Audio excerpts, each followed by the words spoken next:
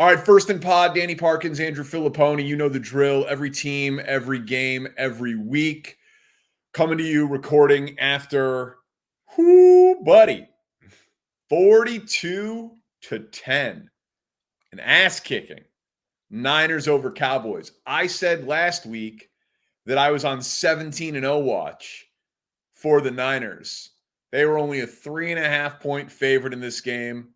Covered that one going away. What's your biggest takeaway? So did you bet the 49ers then big with that opinion? I did not. I did not.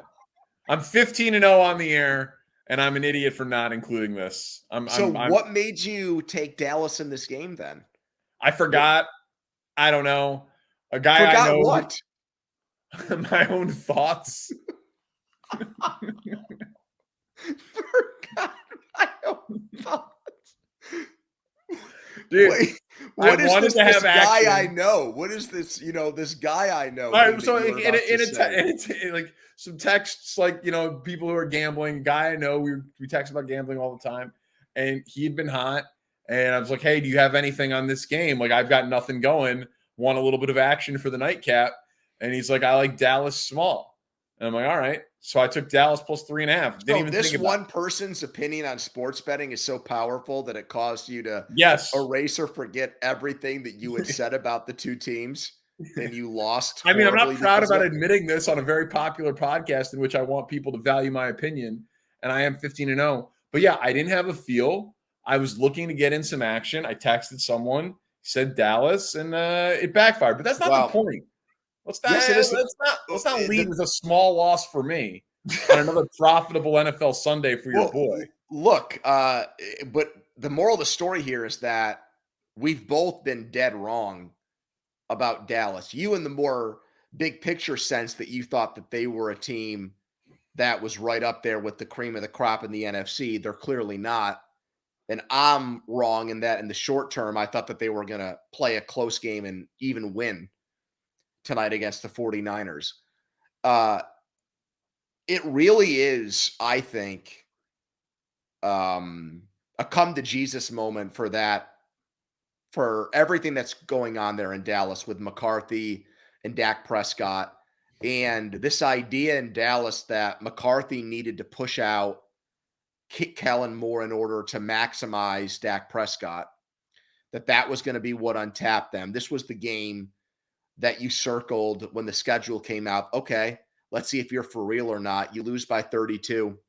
Also, their defense. And look, the Diggs injury in practice a couple of weeks ago was obviously a killer. But you retained your defensive coordinator, Dan Quinn, and gave him a lot of money with the idea that he was going to interview for NFL head coaching jobs. And you had someone that gave you a huge competitive edge because that guy was so good at his job that it was going to keep you in games like this. And you gave up 42 here. This is San Francisco's best offensive game of the year.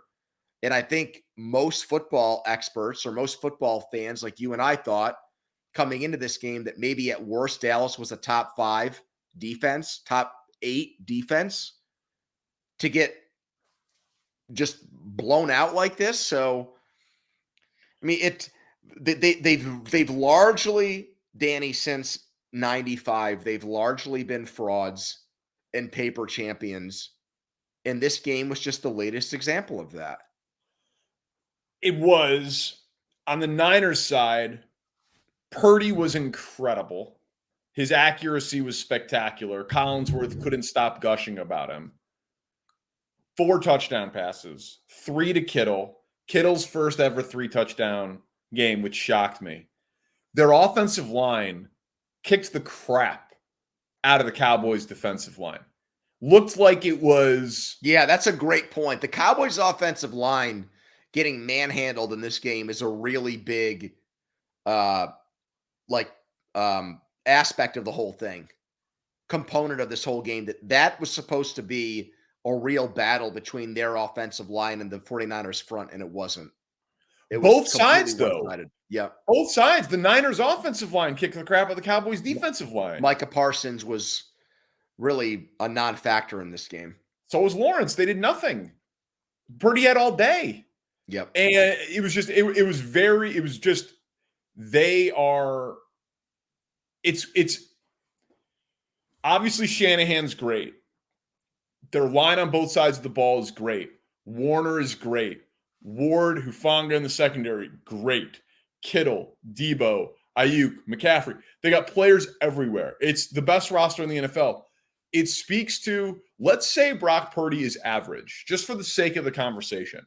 And he's clearly playing at a high level. And I want to say another thing about Purdy in a second. But let's just say he's average to remove the hot take from it. There's a tremendous amount of value simply in having an average quarterback making the minimum. Like, you know what I mean? Like, even if you remove, oh, he's great, he's top 10, he's a system, he's a fraud, he throws interceptable. Let's just say he's the 16th best quarterback in the NFL, but he's making the minimum. That's a huge edge. The Correct. guy on the other side who threw 3 picks and got benched for Cooper Rush counts over $40 million against the cap. Yeah, good point. So that's the stuff that in the sports take industrial complex gets missed about what Purdy's value is to the team. It allows everything else to be spectacular. And then I'll say this about Purdy. Because listen, I don't think he's special personally, but he was amazing tonight and he's proving me wrong. And if they go 17-0, I'm going to feel really dumb that as we sit here tonight, right now, you can have Brock Purdy at 10-1 to win MVP of the league. Now, I assume Tua would get it, but 17-0? No, he wouldn't. No. If they're an undefeated team, the quarterback on that team who puts up big numbers gets the MVP. I mean, that's the, it's hard for me to still. But McCaffrey has a touchdown in 14 straight games.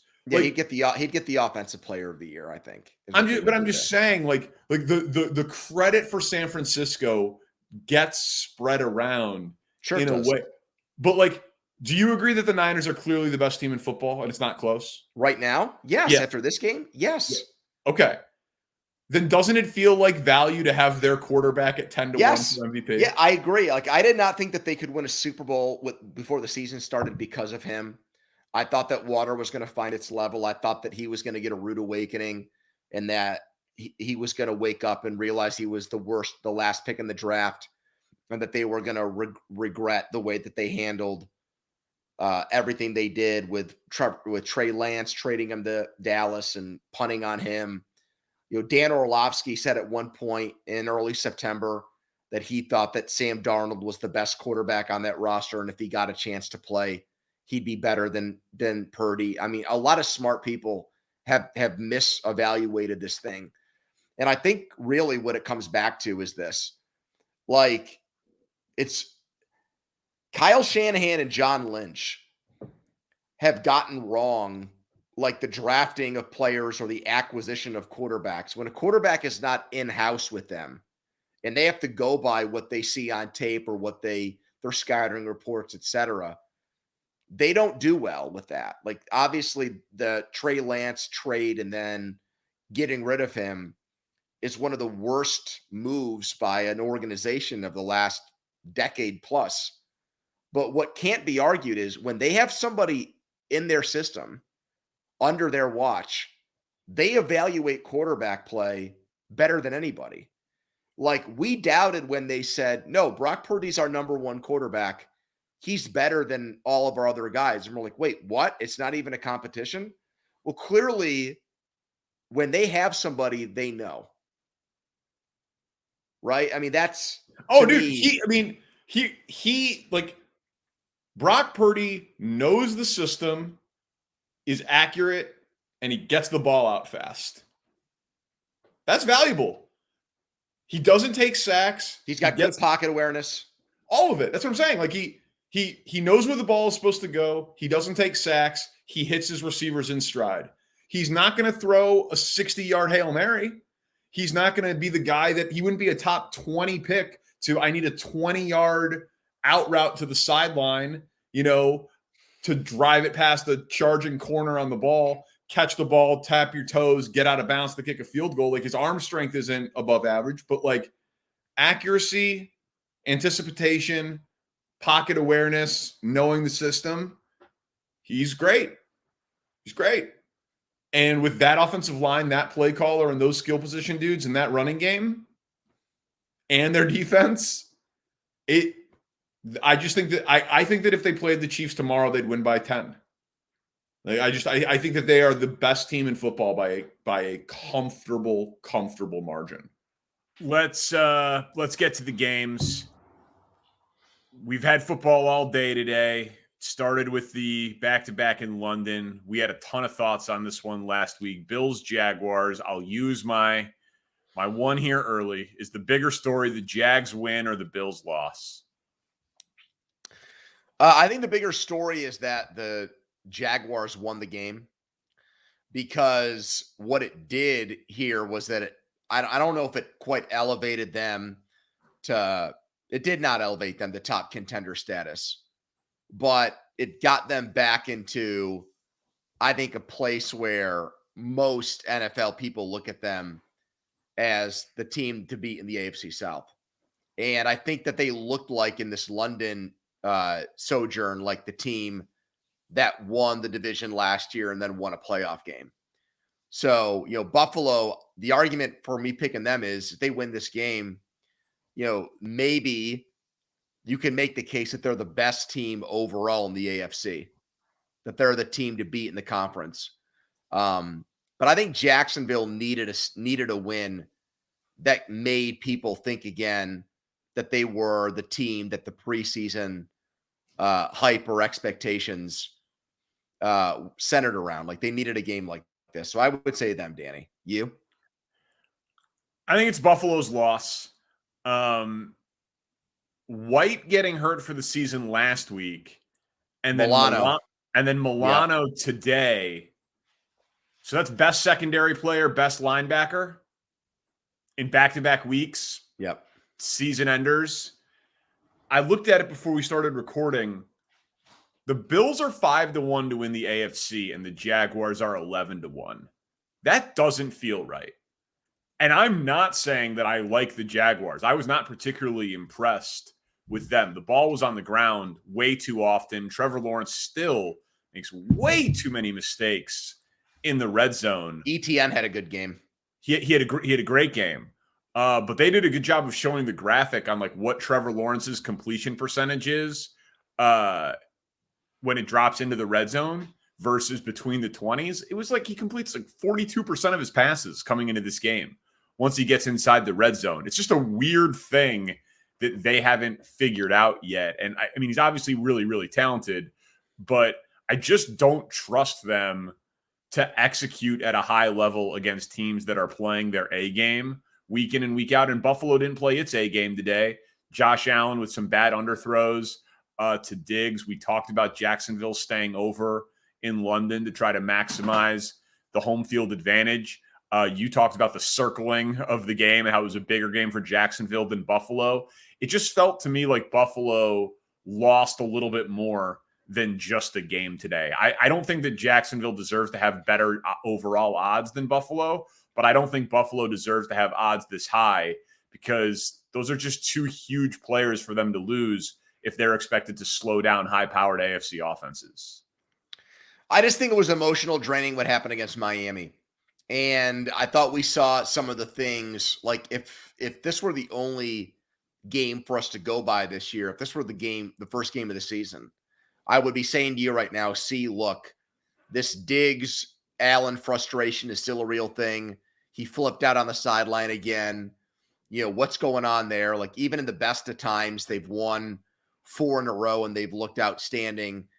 There still seems to be an undercurrent there where the best wide receiver allows for his emotions or his temperament to get the best of him. But I like what you said there. Like, their defensive injuries, at some point, are they going to come back to bite this team? You got to wonder that. And for Jacksonville, they've played 2, you could say maybe self-inflicted wounds, but they've played 2 really good defensive games against the Bills and the Chiefs.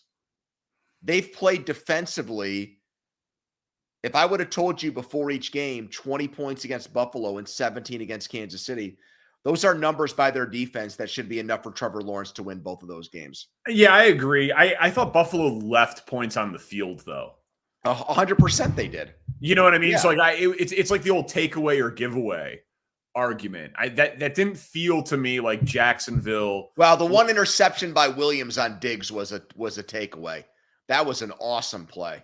Yeah, and Jacksonville Josh Allen is also a beast and got home against Buffalo Josh Allen. I'm not saying the defense played poorly, but it felt like with better execution on offense, Buffalo could have hung 30 in that game. Like, it did not feel to me like a dominant performance by the Jacksonville defense. All right, Vikings and Chiefs. Do style points matter for KC? They win, they cover, but they had a Kelsey ankle injury in there. There was drama late in the game. Your thoughts on what Kansas City was able to do in Minnesota today?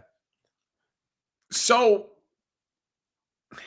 this is weird because they still didn't get Nick Bolton back. They kind of thought that they were going to, and he's their best linebacker and kind of the captain of a defense that has been very, very good. McDuffie, Snead, obviously Chris Jones. You get Nick Bolton back. I mean, it's got the makings of being the best defense of the Andy Reid Mahomes era. I think it's pretty comfortably going towards that, assuming they stay relatively healthy the rest of the way. And the offensive line is spectacular. But if you just looked at the box score of this game, it's 11 targets for Travis Kelce, and he catches 10 of them for only 67 yards. His explosiveness has not been there this year. He gets open, he catches the ball, but he suffers another little injury, comes back, Herculean effort. But then after that, 2 catches for Watson, 4 for Rice, 2 for Ross, 5 for Tony, 2 for Gray, 2 for McKinnon, 1 for MVS, 2 for Sky Moore, 1 for Pacheco. Who is the second best player in the passing game for the Chiefs? We're 5 games into the season, and there is no good answer for it. And Kelce is amazing, and their chemistry is the best of any 2 players in the NFL, maybe in the last decade. I mean, you probably put him on the Devontae Adams, Aaron Rodgers tier in terms of best quarterback playmaker chemistry that we've seen. But, like, if the explosiveness isn't there for him and no one else is emerging, they're the best team in the league, or in the AFC. I still think the Niners are the best team in the league. But the Chiefs are the best team in the AFC. They deserve to be the favorites, and all of those things are true. But I am worried that nothing is emerging there offensively a third of the way into the season. Yeah, I think if I'm a Chiefs fan and I give this team the benefit of the doubt because I've watched them win 2 Super Bowls in the last 4 years. I get it. I feel good because I don't think Mahomes has looked like vintage Mahomes yet. These wide receivers have sucked. Their offensive line has been shaky at times, and they're in first place. And there's not, maybe Miami, there's not another AFC team right now that like has me shaking in my boots. You know, it's not like what we see in the NFC with the San Francisco.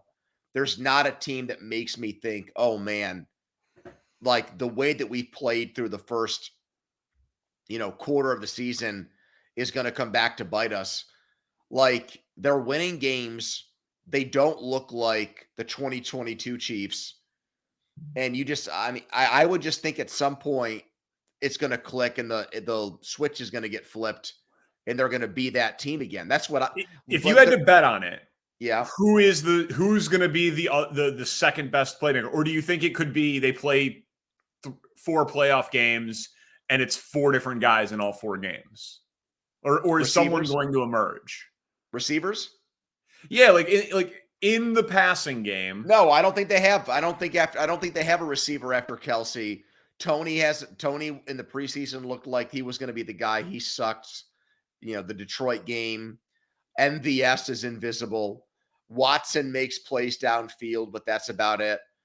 Tony Romo is going on and on about Justin Ross today. The guy was undrafted out of Clemson. Social media loves the guy. He makes a couple of catches. Rice catches touchdowns in primetime games. No, I mean, Sky Moore's been a bust to me. I thought he was going to be much better than what he's been. Like, to me, they're a candidate to trade for somebody's wide receiver.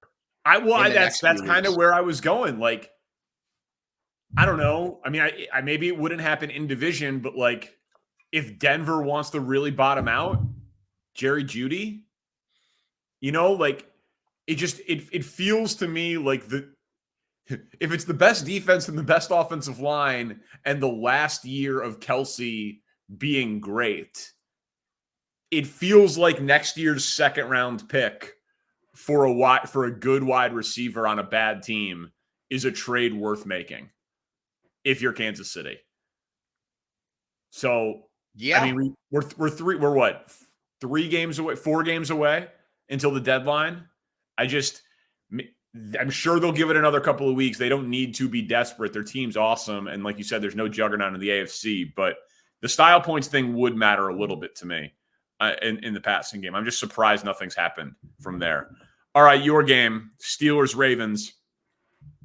How badly did Kenny Pickett need that game? He made a huge throw at the end to seal it, which he's able to now take into the bye week with him, so clear his mind with that. The fact that they're in first place, they're 2-0 against the AFC North teams, all of that is good. But, I look at this as way more a Ravens loss than a Steelers win.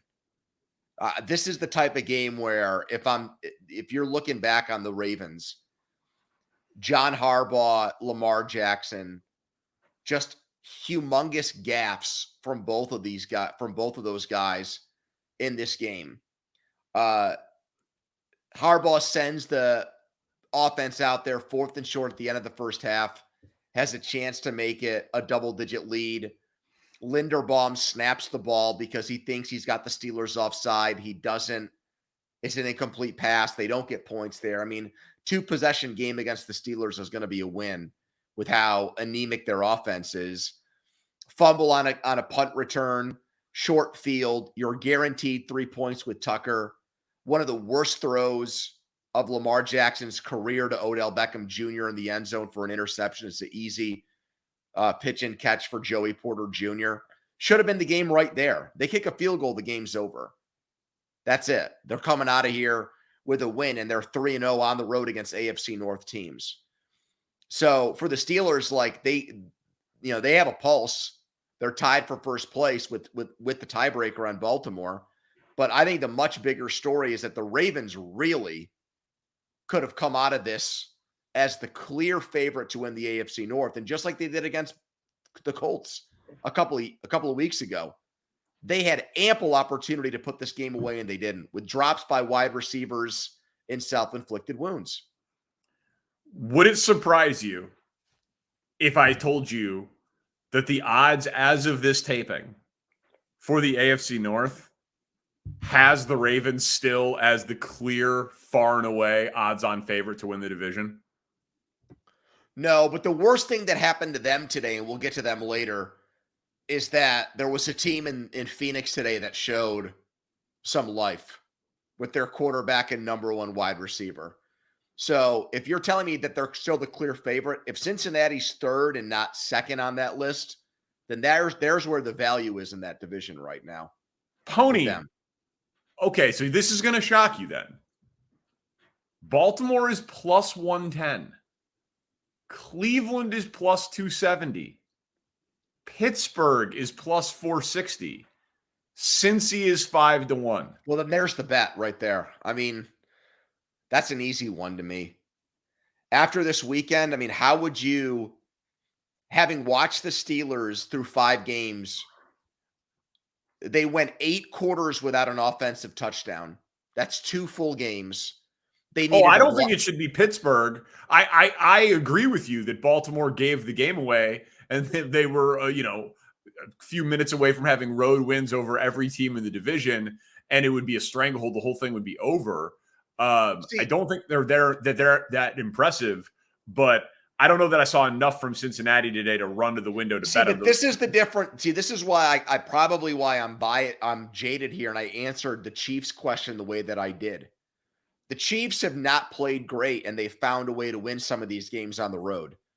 The Ravens have lost games to the Colts and the Steelers that they have absolutely no business losing. And in the grand scheme of things, that's either going to cost them a home playoff game or it's going to cost them a playoff spot altogether. Like, I have a lot of respect for John Harbaugh. He's one of my favorite coaches in the NFL. But I know what their record says they are. To me, they've underachieved through the first. Yeah. Would you agree with that? I mean, yeah, I would. I mean, backup I quarterbacks. think we've been talking about the whole, like, is the offensive system going to click? Like, are they going to, like, my theory on them the whole time has been they're going to get better as the year goes on, as they do this like drastic transformation around Lamar and the system and working in all of the new pass catchers. So I do still leave open the possibility that that's what this is going to be. And everyone else has not been as advertised. I mean, Pittsburgh was the preseason darling. The Bengals were one of the Super Bowl favorites. You know, the division as a whole has been very disappointing. I know we'll talk about Cincy a little bit later. So they could get to 3-3 next week with a home game against Seattle, and then it's the bye, and hopefully they get healthy. Out of their bye, though, in San Francisco, home against Buffalo, home against Houston, in Baltimore. Yeah, they got a first-place schedule. It's tough. Yeah, it's really tough. Like, they're in Jacksonville, they're in Kansas City.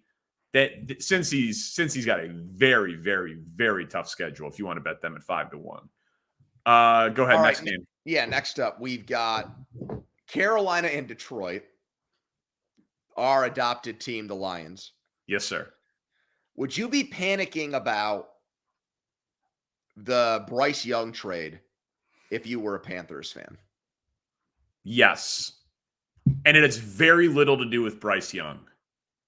Because, okay, I'm not saying it has nothing to do with Bryce Young, but we talked about this when it happened. A guy like DJ Moore is Bryce Young's best friend, any rookie quarterback's best friend. Now he doesn't have DJ Moore, and he doesn't have the draft capital to build a team around Bryce Young that is the worst supporting cast of weaponry of any team in the NFL. They are 32 out of 32, even though Thielen has looked I told you that in August. I said, how are they going to win games with these weapons? No, I know. But like, in addition to, but they won 7 games last year, and they upgraded at coach, and they upgraded their entire coaching staff, and in theory upgraded their quarterback. I mean, they're the odds-on favorite to give away the number 1 pick. They could have ended up trading DJ Moore, Caleb Williams, Darnell Wright, the guy that the Bears drafted this year at right tackle, and 2 more second-round picks for Bryce Young without having the draft capital support Bryce Young. So it's just they're supposed to be bad, but they're supposed to be like 6 or 7 win bad. They're not supposed to be this bad. So I think we're going to get at some point. Frank Reich is obviously like the salt of the earth guy. He was one of these dudes that, you know, if not for coaching, he'd be a reverend or a pastor at some church somewhere. Sure. He's one of these guys. So he's not, I don't think, a guy that is into, you know, the Sean Payton. This was the worst coaching job in NFL history. Like, he's not somebody that will do that. My prediction is by the time this season is over, an insider will report that Frank Reich really wanted CJ Stroud with that first pick. That will get out there because that's going to be nice and good for Bryce Young. Everything that was said by Reich about quarterbacks before the trade got made suggested that he preferred that type of quarterback. And that's what the gambling odds reflected. Correct. Yeah. So I think my personal opinion is that the owner made the pick, is that Tepper got involved and picked the guy. And look, that doesn't let Frank Reich and McCown and Caldwell and all the people they have there off the hook for the way he's looked and played for the first few games compared to Stroud. But I don't think it's going to work. And I think it's going to come out. It's not going to take long to come out, but that's really not, if left to their own devices, what they wanted to do at quarterback. I mean, what a disaster if they end up also giving away the first overall pick.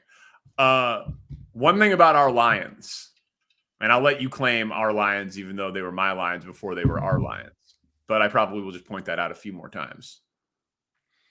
Jameson Williams comes back, gives them basically nothing. No Amon-Ra St. Brown, no Jahmyr Gibbs, and they have 28 at halftime. Dude, the ceiling for this offense continues to be best in the league. Are the Cowboys going to have better odds than them Monday morning in the NFC? That's an interesting question. Because if your answer is no, then I made the right bet when we talked about this on the last podcast. Because I went into that saying the loser of that 49ers Cowboys game is going to have their odds take a dip, especially if it's Dallas. Well, they're up right now, and it's Dallas plus 550, Detroit plus 800 to win the NFC. Does that make any sense to you? No, it doesn't. Thank you. Dude, I agree. I told you that I think that if Detroit played Philly tomorrow on a neutral field, that's a 50-50 game. Because the best part of you feel about Detroit against San Francisco? I don't feel good about anybody against San Francisco. Not even the Chiefs? No. Even though they went there and won last year?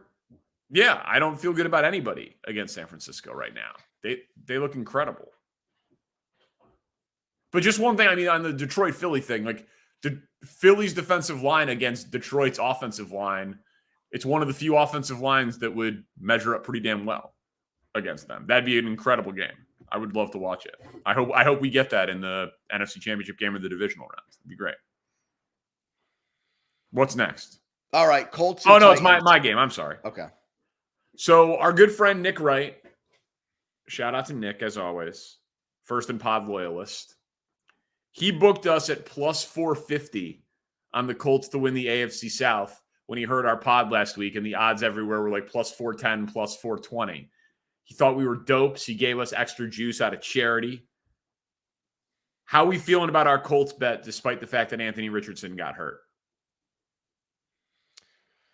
Well, I feel about the same because we got the Jonathan Taylor news this weekend with him getting the contract extension. So he's in a good place. And also, not that I think he's going to be the end all be all for them because Zach Moss had another huge game against the Titans today.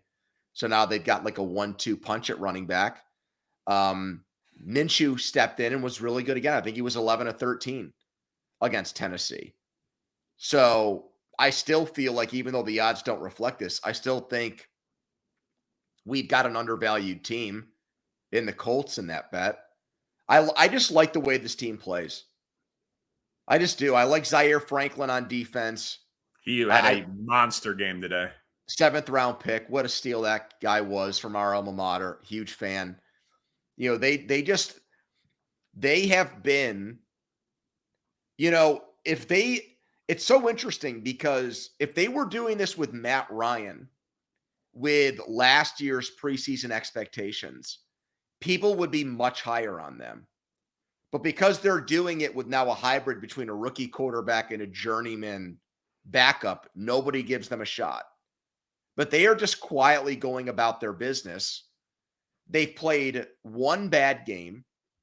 They could have easily come back and won that game against the Rams last weekend. There's a lot of football left, and I think that this team with the coach they have is building towards something, Danny. So I'm a fan of the bet we made. I'm a fan of it too. Next week is huge.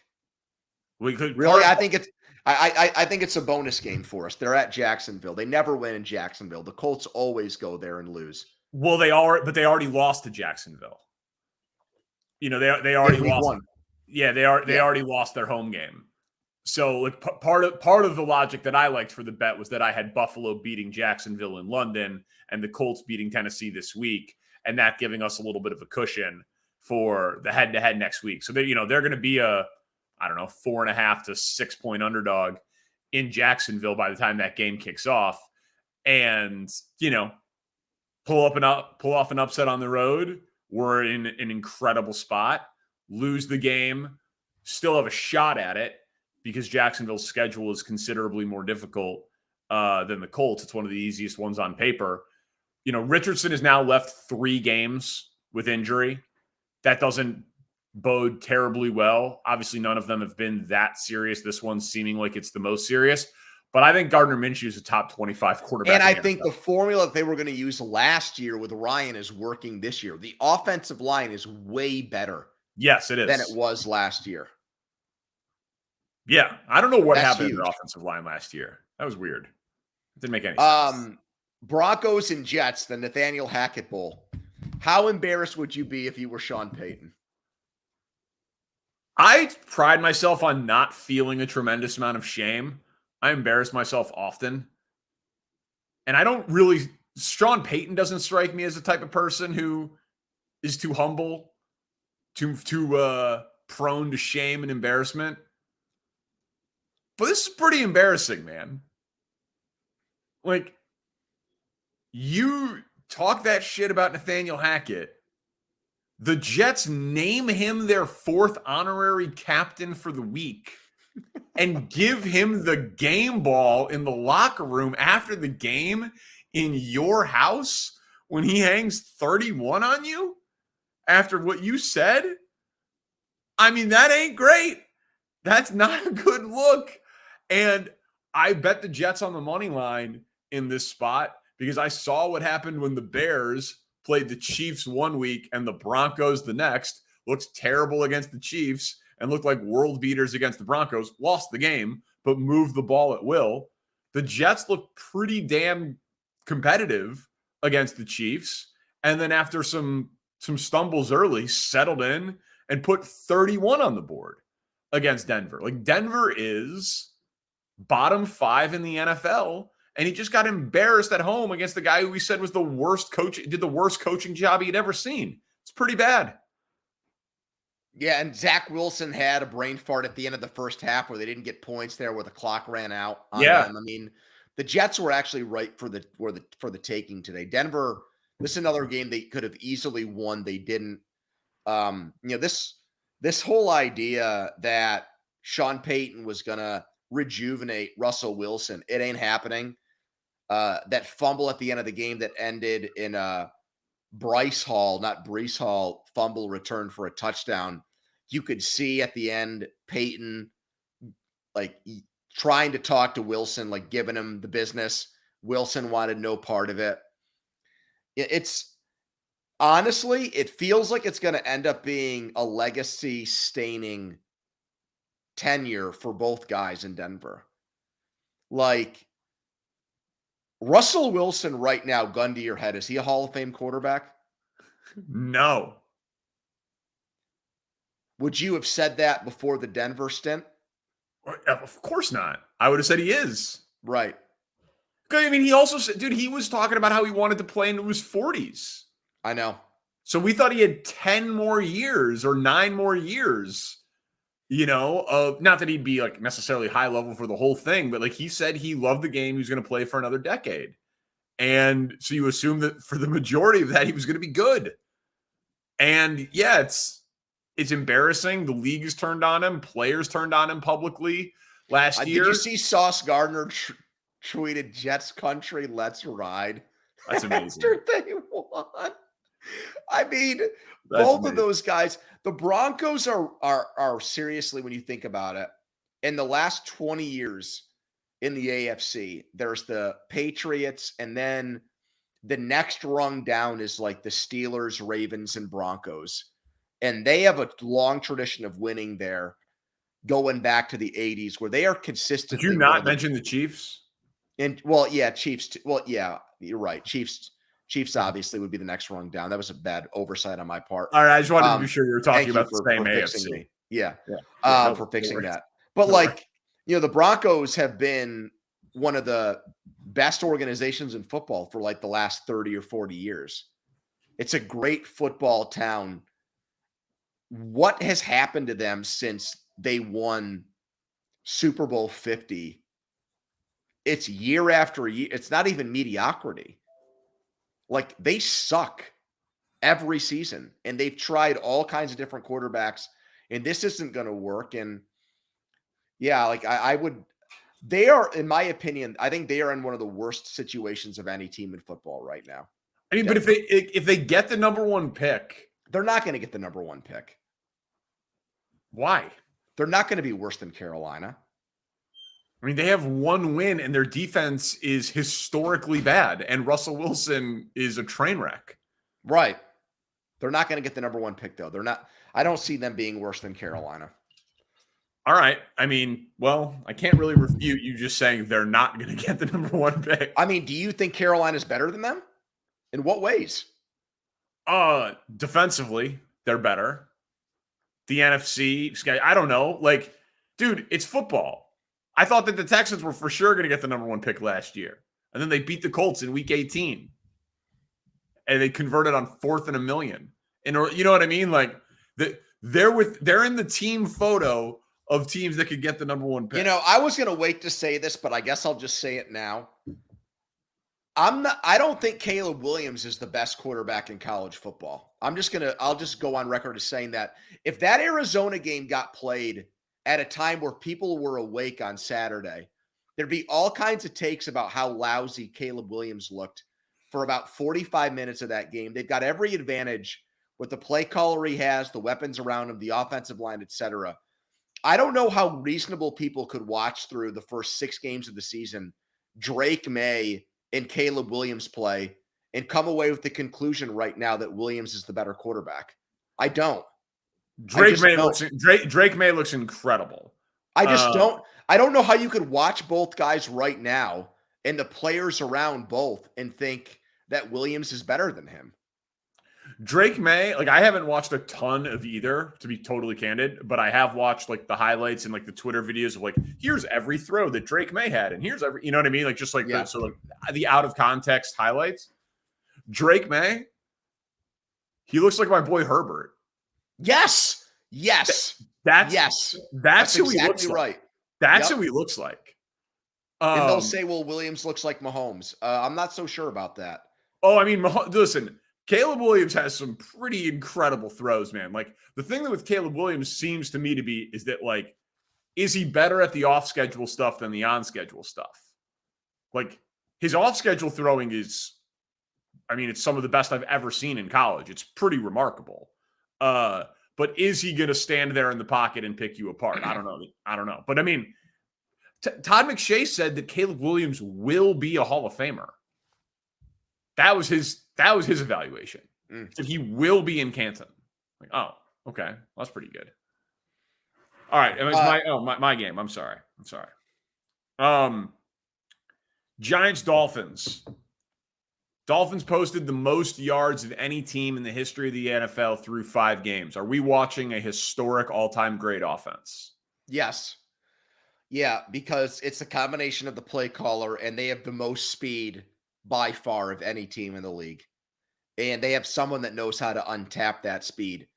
The only the qualifier here is that, as long as Tua stays healthy, because if Skylar Thompson or Mike White has to go in there, I just don't think it's going to be that way. I don't think this is a Mark Bulger for Kurt Warner situation. But yeah, I mean, I know Buffalo last week was a little bit of an outlier, and kudos to what the Bills did with Sean McDermott and everything else. But yeah, I mean, look at the numbers speak for themselves. And when you believe in the play caller and they have something that no one else has, and that is the fastest players in the league, where a dude ran 22 miles per hour on a touchdown run today. Yes, they are a historic offense. I tend to agree with you. I said it a couple of weeks ago. They feel very top heavy. Like you said, if Tua gets there, like, I also think that they become much more guardable if Tyreek or Waddle weren't out there, even though Achan is also a complete burner. And when I said that, he hadn't really emerged. Well, is our boy going to go there and play well? I'd be surprised. So would I. I would. But if there's a place for him to thrive, it would be there. It's a good spot for him. It's Kansas the best City spot for him. Yeah, I mean, Kansas City would have been pretty good. Andy Reid has dealt with a lot of guys like that in his long tenure. Pretty good quarterback there. But he's big and he's fast. And that seems to be what fits the Miami offense. Can you run a 4-4? It plays here. I understand. Most teams should be able to use 6-4, 4-4. Most teams, if your offense isn't conducive to 6'4", 240, 4-4 speed, you probably should change your offense. But they're a cheat code when they're humming. It's pretty incredible to watch. The first thing you mentioned is what I was thinking too. Like, it's hard to be noticeably different at anything in the NFL because it's such a standardized, randomized league, right? Salary cap, salary floor, parity, all of that. They are noticeably faster than their competition every week. It's hard to do. The next game of the year is going to be in 2 weeks when they play at Philly on Sunday Night Football. That is going to be a bonkers game. Yeah, that'll be awesome. Oh, no, go ahead. Your question. Okay. We've got Eagles and Rams. Eagles are 5-0. Was the win over LA their best win of the season to date? I'm going to answer yes. So week 1 in New England, week 2 home against Minnesota, week 3 in Tampa, 4 home against Washington, and that's a struggle where they eke it out in overtime. They go across the country. Kupp is back, looks great. Him and Nakua both making plays. Nakua has the nice touchdown. And they hold the Rams to 14 points. And Jalen Hurts is just in complete control of the game. Over 300 yards passing, 72 yards on the ground, including a score. Multiple of those, tush-push plays or brotherly shove, I guess is what they call it in Philly. 38 minutes of time of possession. To me, that game felt like Philly from last year. Like, they dominate. They had the ball the whole time, and it did not matter how good Kupp looked because they limited the number of possessions, and they played a game as if it was at Lincoln Financial Field, except it was 5,000 miles away. I thought that was their most impressive win of the season by far. I would have said New England, but obviously what we've seen from the Patriots the last 2 weeks changes the way I feel about that game. None of the wins are that great, right? Like, they don't have they don't have a San Francisco, Kansas City, Buffalo, Miami. Like, they don't have a top win. So, but we've been talking about how they don't feel like the defending NFC champs so far.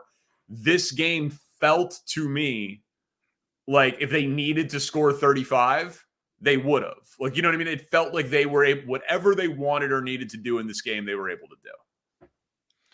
I think the big thing that you mentioned there is like the 14 points from the Rams with cutback. Like, I thought the offensive line was going to be a major issue for the Rams today, but there's probably a scenario in which McVay's able to scheme around that. Stafford gets hot and the Rams score 24 points and win the game. That didn't happen. So this, I think, was their best defensive performance of the year. I would put it above what they did in Tampa Bay in that Monday night game.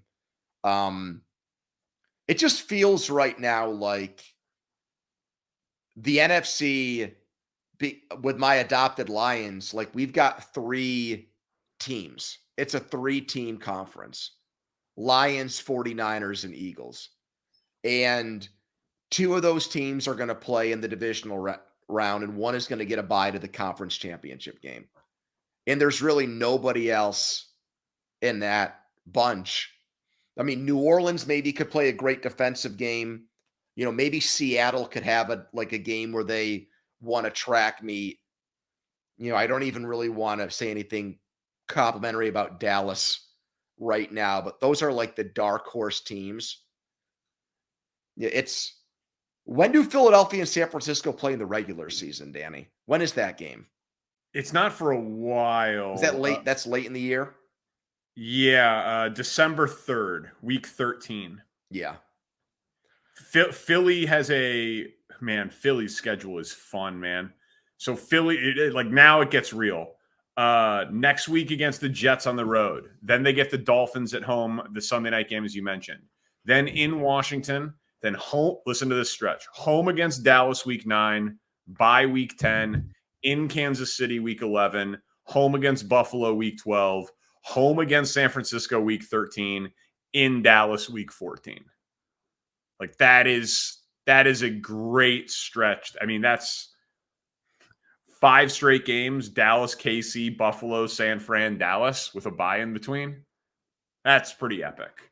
So if they're gonna be a contender at the end of the year, they're gonna certainly have earned it. Oh, your game. Sorry. Hold on. I'm gonna My next. Go. Yeah, I'm gonna put the dog up on the bed. Okay. Go ahead. All right. Hold on here. Let me pull it up. Yep. Houston and Atlanta. Which fourth quarter drive impressed you more, Desmond Ritter's or CJ Stroud's? Okay. Well, first of all, this is a good opportunity for me to note that I am 15-0 against the spread. Because one of my hits was the under on 41.5 in this game, 21-19 final score. Thank you very much. Have you taken your on-air prognostications and made money off of them too? Like, is this? Yeah. Okay, good. So this is both on air and in real life. This is a very profitable start to the NFL season for you. I'm doing very well. Yes. Okay. I'm not doing as well as I would like because I obviously bet more than 3 games a week and I bet player props and things of that nature. But I am up a good amount of money to start the NFL season. I'm very happy with how this year has gone. Is this a new system? No, I think I'm just locked in. Do you think covering the entire league and doing this podcast has helped in any way, shape, or form? Not particularly. No? Okay. If anything, it's an obstacle because I have to avoid your terrible takes. So CJ Stroud, 4 bad drives in a row on the road, and then a 79-yard drive, which he caps off a run where he still doesn't have an interception on this year, 186 passes without an interception to start a career. The rest of the top 5 for most passes to start a career without an interception: Dak Prescott, Tom Brady, Kyle Allen, and Tua. Yep. It's pretty incredible company. It is. And so it's the type of situation where, like, I'm watching this drive happen and I'm like, this guy's unbelievable. And then Ritter, who everyone wants to bench and has faced boos from his home stadium, drives down the field and has his first fourth quarter comeback and his first win. Like, Stroud is more impressive, is better, and is the bigger story. But he really isn't. Like, Ritter had more pressure on him in that moment to deliver it. Now, it's a field goal drive instead of a touchdown drive. So I think that Stroud's drive, like, to answer the question, like, objectively, was the more impressive football accomplishment. But Ritter absolutely had more pressure on him to deliver in that micro moment. The macro story is Stroud, but the micro moment was Ritter coming through at the end. Ritter still has not lost a home game. I know. As a college or NFL quarterback. I guess I didn't know the college part, so I said I know prematurely there. I apologize. College and pros at Cincinnati and with the Falcons. He's never lost a home game that he started. So your answer is right, though. I mean, Stroud is doing things. If I were a Texans fan, I would have still turned off that TV thinking, yeah, we lost, so what? We've got our guy for the next 15 years, and that's all that matters here. Bengals and Cardinals, I said we'd get to them. Jamar Chase said he's open all the time, and then he had a historic day for the Bengals. You asked the question here, how many receivers are better than him? Well, so I thought that he deserved our focus because we both love shit talking. And he comes out and says, I'm always open. And then immediately backs it up with a 3-touchdown game. And then you mentioned Sauce Gardner's tweet after the game. Then Jamar Chase, just after the game, posted a picture of 7-Eleven. I loved it. It's hilarious. It's hilarious. So I love guys who talk the talk and then immediately walk the walk. All right, so I've got 3 guys ahead of him for sure. Okay, I do too. 3. I do too. Justin Jefferson. Yep. Tyreek Hill. Yep. Devontae Adams. Okay, so I had Tyreek, Jefferson, and Cooper Kupp. Didn't you ask the question on the first podcast? Did Puka Nacua make Cooper Kupp a system wide receiver? Yes. Okay. I did. I was curious if he did. And they both thought there was some validity there. And now you're saying that you think Kupp is better than Chase? Let's put it this way. I think that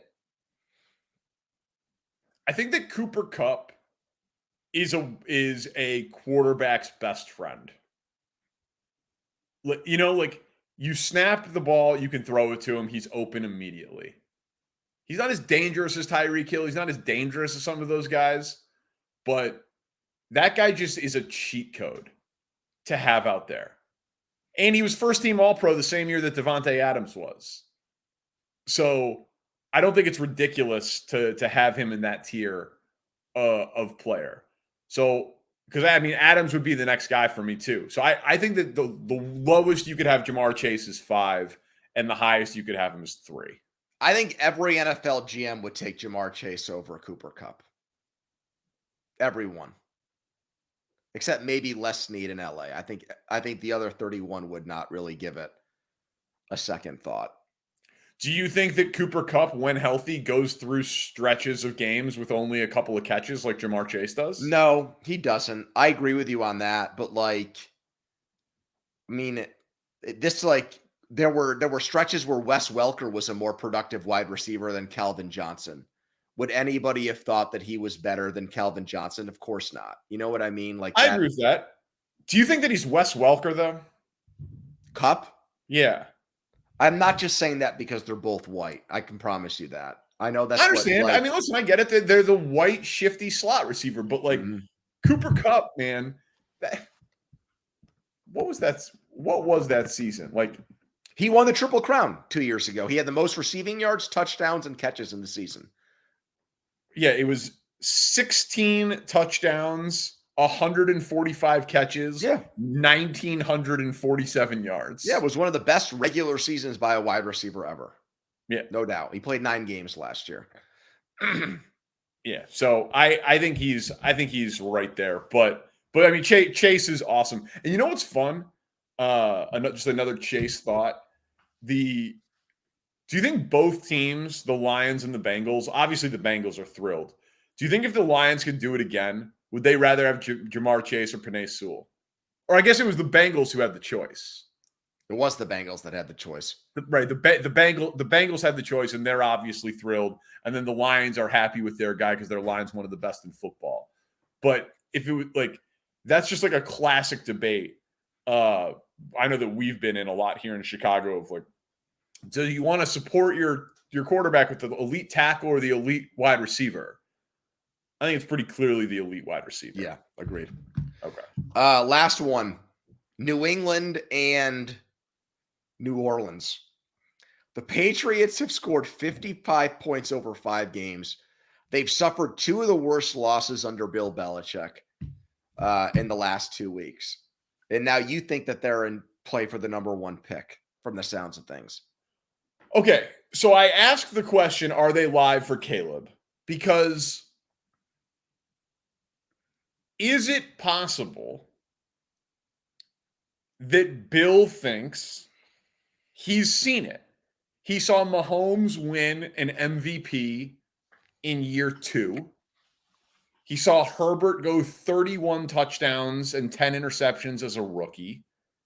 Saw Burrow be great basically immediately. Saw Lamar be great, year 2, basically immediately. Is it possible that he orchestrates it to get a top 2 pick, to get one of these quarterbacks, and says, that's my path to greatness, more so than leaving here and teaming up with another organization? Because they are terrible. Well, now that Judon and Gonzalez are out on defense too, Right. I mean, Right. So you think Robert Kraft is in on it? I'm saying, listen, all the reporting is Belichick on the hot seat. They're in conflict. This is heading for divorce. I get all of that. I'm just saying, devil's advocate, conspiracy theory. They are playing non-competitive football. They're in a very tough division. If you score 10 a game, you're going to lose them all. So I think it's possible that they're going to have the first, second, or third pick in this draft. And I wonder if for Belichick, that's his path. And maybe they start losing by design and they become sellers here in a couple of weeks.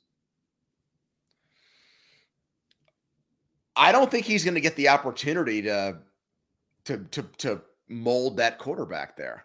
I think that he's out if that's what happens. Unless he's in cahoots with the owner and they have a handshake deal and he's like, look, we're not any good. I was wrong about Mac Jones. I apologize for that. Just let me tank this season out and start over. And his owner is like, okay, that's fine, Bill. Whatever. Like, this is your mulligan. You get another crack at it. Unless that happened, I don't see him, because of everything you said about the other quarterbacks losing games on purpose. I think he still wants to try to get to 9 or 10 wins and make the playoffs. Well, that's not happening. I know it's not, but I don't think he's waving the white flag on things unless he has a handshake deal that it's in his best interest to do so, because he's going to get an opportunity to work with a young quarterback there. Your New Orleans Saints, by the way, still not minus money to win the NFC South. They're plus 155. Well, just letting you know. If you're, I know you also. They are also your Atlanta Falcons, so it's tough for you. But and I like the Bucks too, so I really, yeah. I think you've been complimentary towards every team in the NFC South except Carolina. I've spread the love around the other 3 teams there. Yeah, pretty easy. Well, I'm just letting you know, if today your flavor is the Saints, you could still get positive money on them. But anyway, all right, man. All right. Thanks to Spencer Ray, our producer. Welcome back, Spence. Glad you're feeling better. We will come to you guys after Thursday Night Football. Tell a friend. Every game, every team, every week. First and Pod. Peace.